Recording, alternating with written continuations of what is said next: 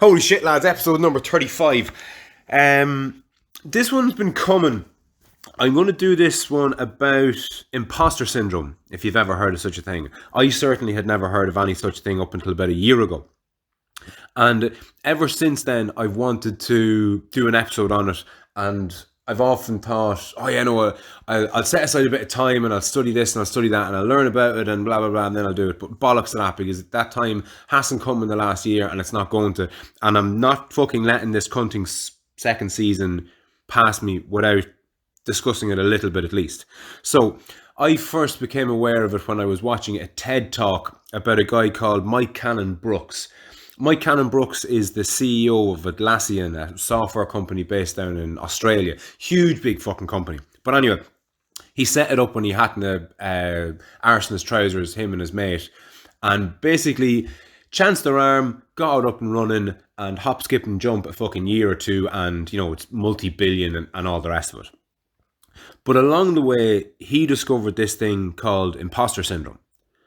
Now, what imposter syndrome is, as he described it, was a vague, ever-present feeling in the background of your mind that, as he put it, and to quote him, one day there'd be a knock on the door and a man with a clipboard would walk in and say, "Are you Mike Cannon-Brookes?" He'd say, "Yeah, you know, fair play, lad, you know, you gave it your best. I don't know how you managed to take it this far, but, you know, you're coming with me.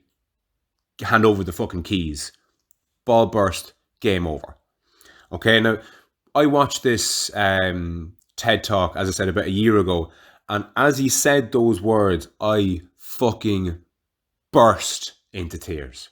And I mean, I fucking had a full-scale meltdown of uncontrollable crying. Tears running down my fucking face. I was inconsolable. I'm fucking choking up here even recalling it. What the fuck is that all about, you might ask? Well, I don't know which episode it was, but I'm pretty fucking sure I mentioned that exact thing in one of the episodes on the first season, on the first solo season. I'm pretty sure I mentioned exactly those terms, that there was this feeling in my mind that someday somebody would fucking somebody would knock on the doors of my business, walk in while I was working away, go, "Are you Fran McKeown?" "Yeah." "Fair play, lad, but, you know, hand me the keys. This is all being closed down. You can't do this." And the reason that I had that fear was because I didn't, nor do I still really, feel qualified to be doing what it is that I'm doing. I operate what's called a vertical farm. Now, a vertical farm, for those of you that don't know, is essentially a building whereby plants are grown inside it. Now, not a glass house, okay? Everything's grown under I was going to say artificial light, but just as a little aside, there's no such thing as artificial light, lads. Light from the sun is the same as light from a candle, or light from a light bulb, or light from a fire. There's different variations, there's different colours, there's different spectrums, there's different wavelengths, there's all sorts of variances, but there's no such thing as artificial light. Light is light, it's like water. There's no such thing as fake water or artificial water. There's such a thing as fake water. There's water that's actually not water. There's clear liquids that are odorless, tasteless, will freeze, will boil, will turn into steam, can be frozen into ice. They might be very similar to water, but if it's fake water, it means it's not water. If it's water, if it's H2O, okay, if it's two hydrogen atoms bounded to an oxygen atom, I don't care if it was melted off a glacier in the North Pole or you concocted it under your mother's bed, okay? H2O is H2O, and light is the same. Light from the sun is light. It's a wavelength. It's the electromagnetic spectrum. You can't fake it. You can make it. You can create it. I use man-made light. It's probably a better term than artificial light. But anyway, okay, don't really get into that. That's the type of business that I run. Before I started running it, I didn't know anything about the electromagnetic spectrum. I didn't know anything about, you know, plant health or nutrition. I knew a bit, but not nearly enough to run a fucking business based on it. So because of that, because I chanced my arm, you could see how I would have a residual, oh God, should I really be fucking doing this?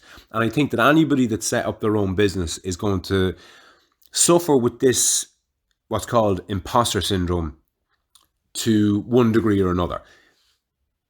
I am of the opinion that there's a spectrum in relation to imposter syndrome. I think people like me have it in fucking spades. I think imposter syndrome is just oozing out of every cunting pore in my body for whatever reason, I don't know. But I have it in spades, and I'm going to get back to that now in a sec.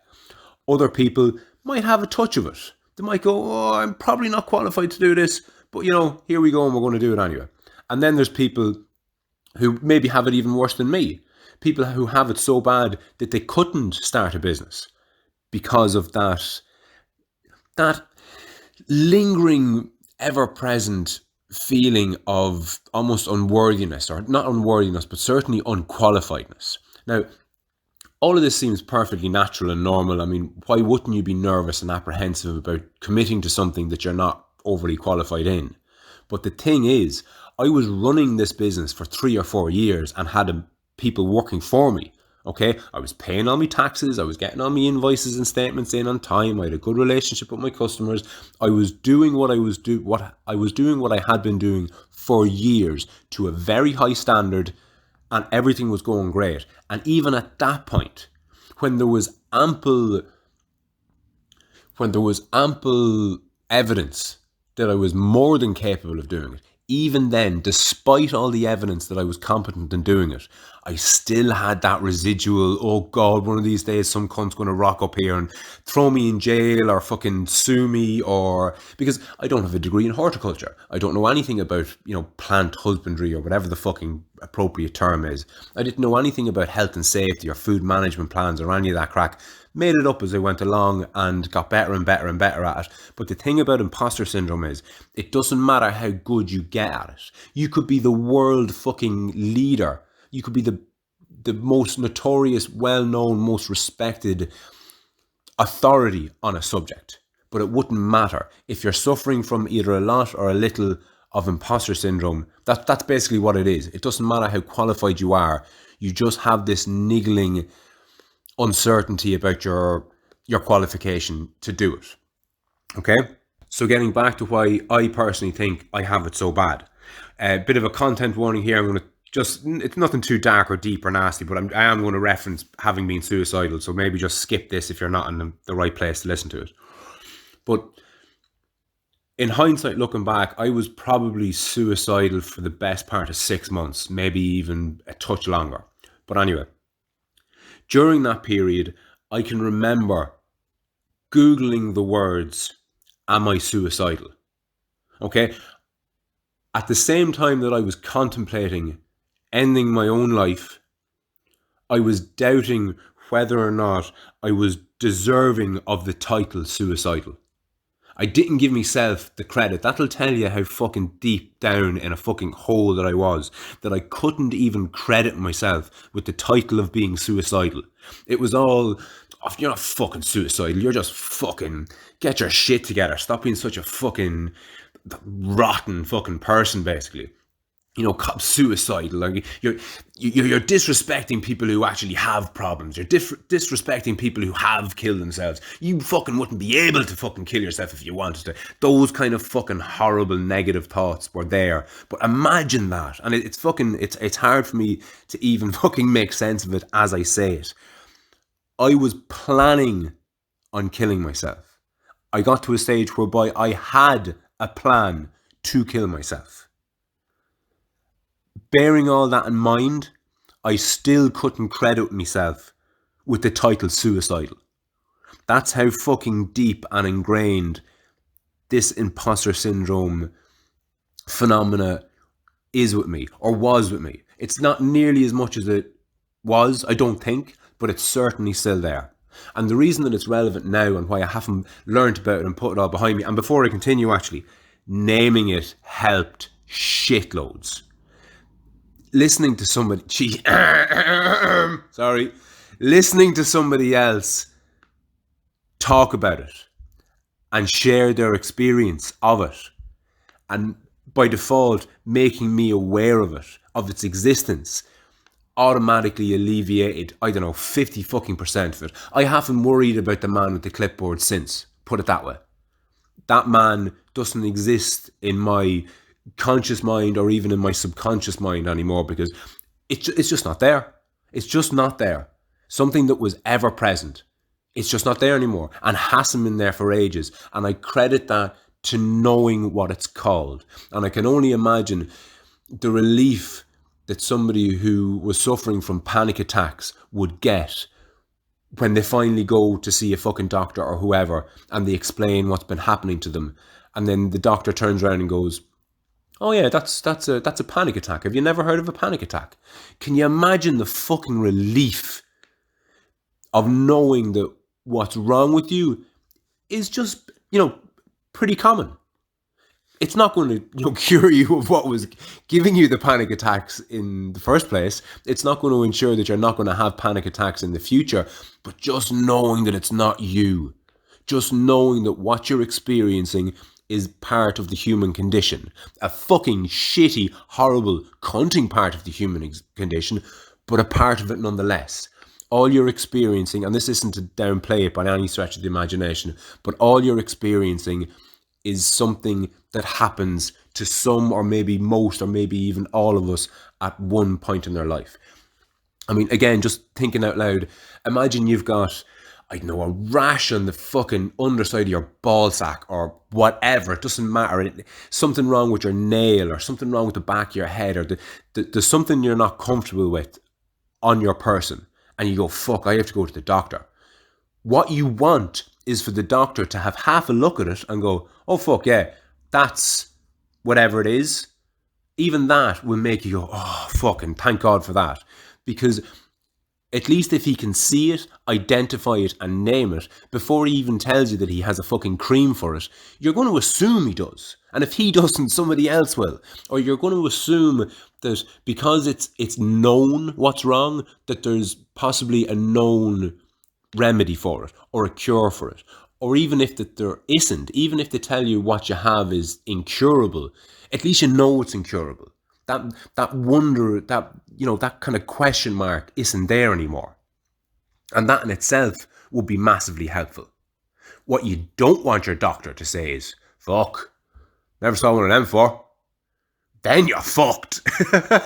Oh, I'm going to have to refer you on to somebody who knows something about mad tropical fucking diseases or something, because in my 60 years as a general practitioner, I've seen everything, but I've never seen that.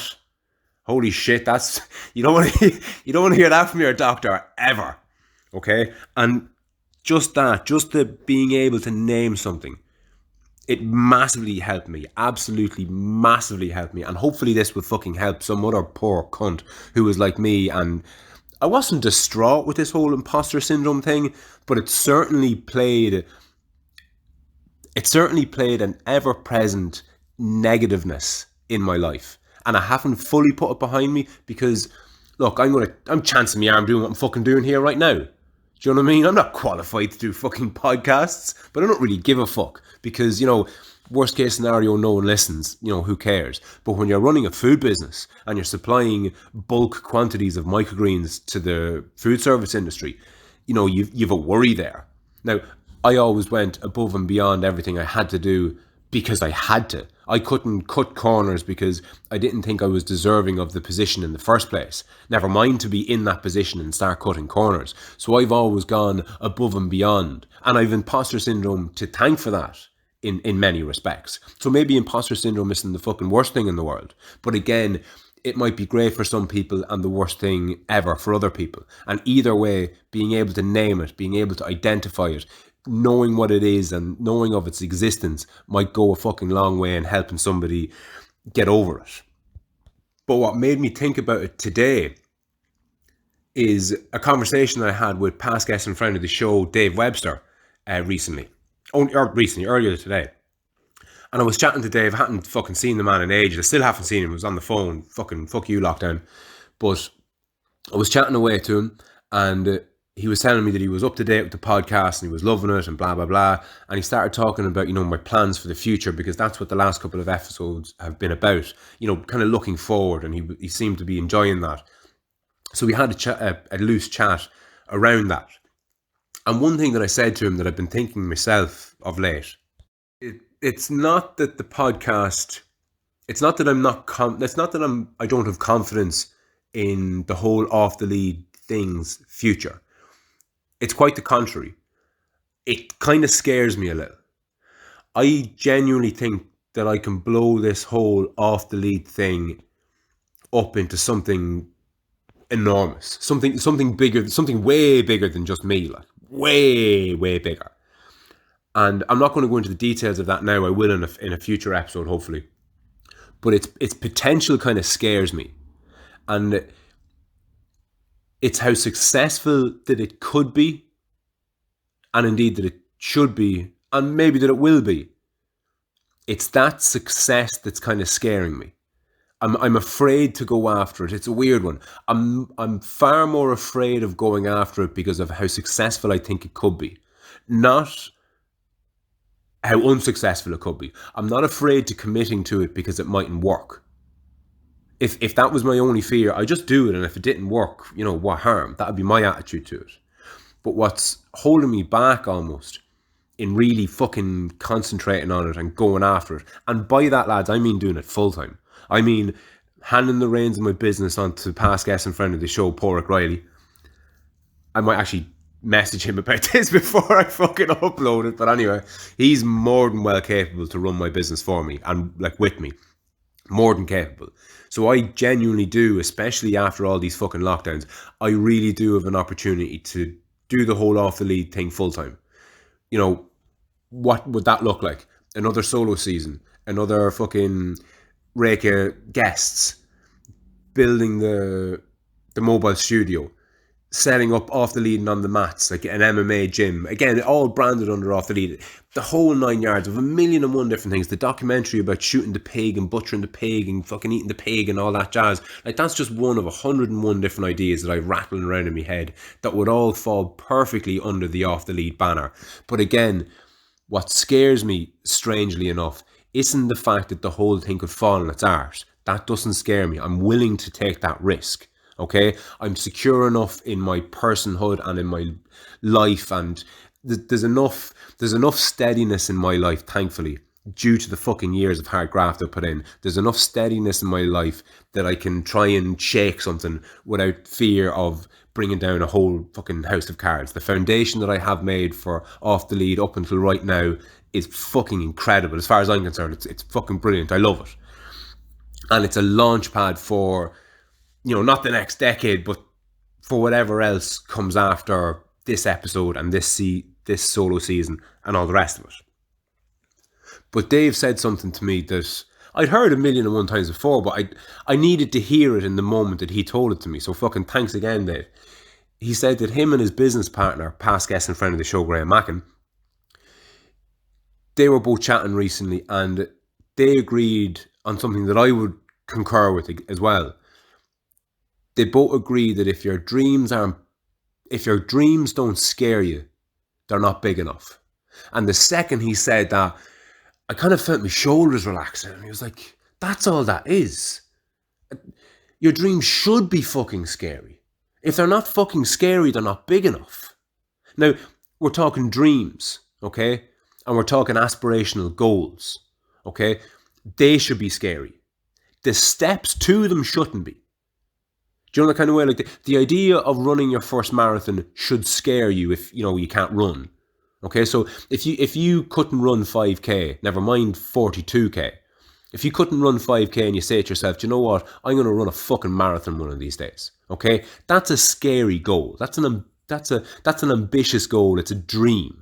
Okay, it has no fucking place in reality if you can't run 5k. Absolutely no place in reality. That doesn't mean that it doesn't have any existence or it doesn't have any place in existence. Okay, things can be unreal and exist.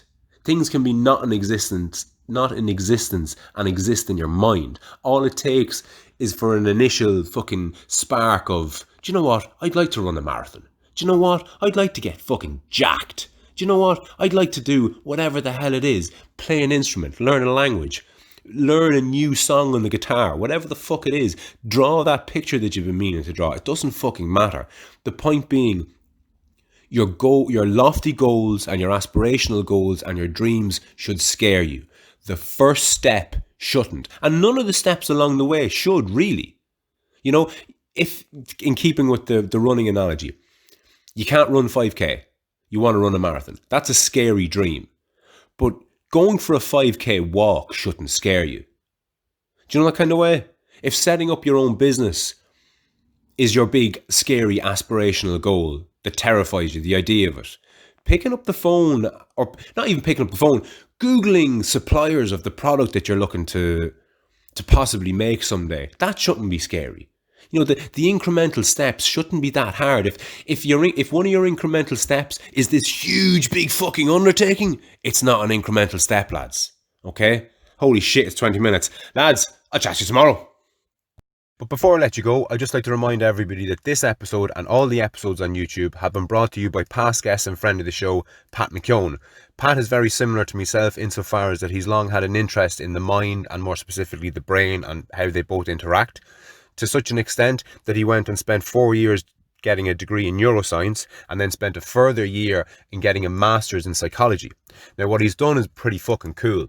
He's after setting up his own YouTube channel. It's called Pat Psychology Masters, and there's a link in the description. Now, what he's done here is he's uploaded all the best bits that he's learned over the last 5 years and put them into short, plain English, easy to understand YouTube videos for the likes of myself.